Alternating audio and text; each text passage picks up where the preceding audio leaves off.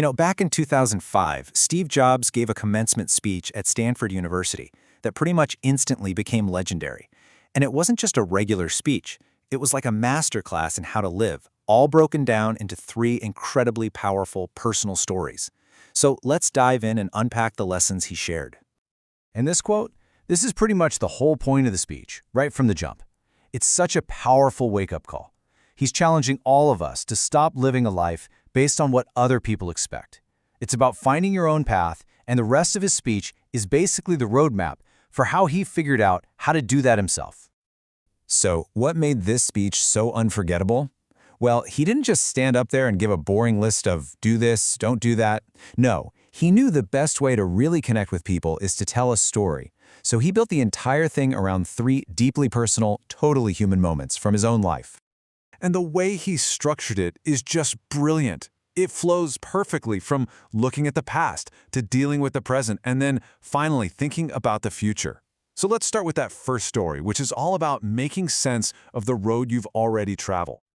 All right, so let's get into that first major lesson, this idea of connecting the dots. His whole argument was that you can't possibly see how things will connect looking forward. It's impossible. But when you look backwards, everything suddenly clicks into place. So what's he really saying here? Well, the core idea is all about trust. It's not about having some perfect 10-year master plan. Instead, he's saying you have to have faith in something. Call it your gut, destiny, karma, whatever, and just trust that all these seemingly random pieces of your life are going to fit together down the line.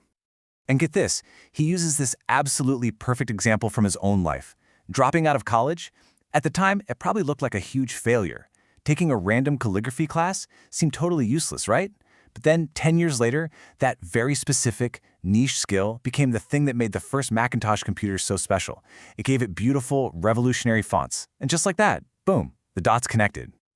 And that's the whole point, right? That trust, it's what gives you the confidence, the guts to follow your heart and your curiosity, even when it's leading you way off the beaten path. You follow it because you have faith that one day it's all going to make perfect sense. Okay, so for his second story, he takes this idea of trust and cranks it up a notch. He throws in two really powerful elements, love and loss. This is a super raw and honest look at what happens when you lose the one thing you love most in the world. I mean, just look at this contrast. It is staggering. At 30 years old, Steve Jobs is literally on top of the world. He built Apple into a massive $2 billion company.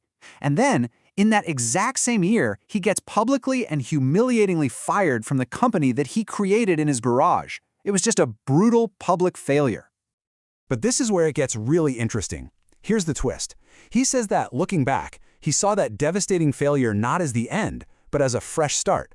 It was liberating. It gave him a chance to get rid of all that pressure and expectation and just be a beginner again. He famously said, "The heaviness of being successful was replaced by the lightness of being a beginner again." And that newfound freedom, it fueled everything that came next. He started next in Pixar, which of course eventually led him right back to Apple.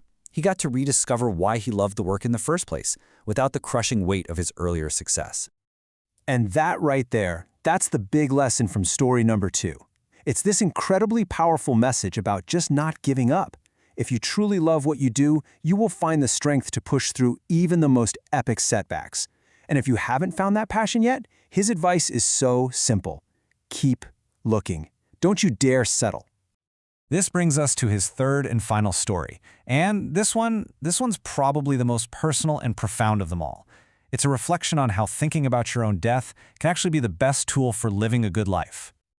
You have to remember, about a year before he gave this speech, Jobs had been diagnosed with a rare kind of pancreatic cancer and was told he only had a few months to live. Now, thankfully, his prognosis improved, but that close encounter with death gave him this radical, crystal-clear perspective on his priorities. Think about it. He's saying that when you're truly faced with the end, all the trivial stuff just melts away. The expectations of others, your pride, your fear of looking stupid, it all just disappears. You're left with only what is truly, truly important. He even went so far as to call death life's single best invention, the one force that clears out the old junk to make way for the new. So how did he actually put this into practice? Well, it was this simple, daily gut check he did in the mirror. And he said that whenever the answer to that question was no for too many days in a row, he knew he had to change something. It's such a powerful little tool to make sure you're staying true to yourself. So how do you wrap all of that up? Well, he ties all these incredible lessons together with this amazing 4-word phrase. It actually wasn't his originally, but it was something he found as a young man that became his personal motto and his final wish for those graduates. So, where did he get this from? Turns out it was from the back cover of this super cool counterculture magazine from the 70s called The Whole Earth Catalog. Stay hungry means never get complacent, always be curious, always want to learn more. And stay foolish, that means don't be afraid to take risks, to be a beginner, to try the things that everyone else says are impossible. And that was it. That's how we closed it out. Simple, powerful, a perfect summary of his entire philosophy on life.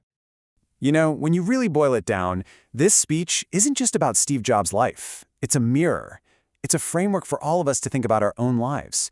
It's a challenge to trust our own journey, to find the work we truly love, and to live every day with purpose. So I guess the real question he leaves us with is this. When you look back years from now, what dots will you want to have connected?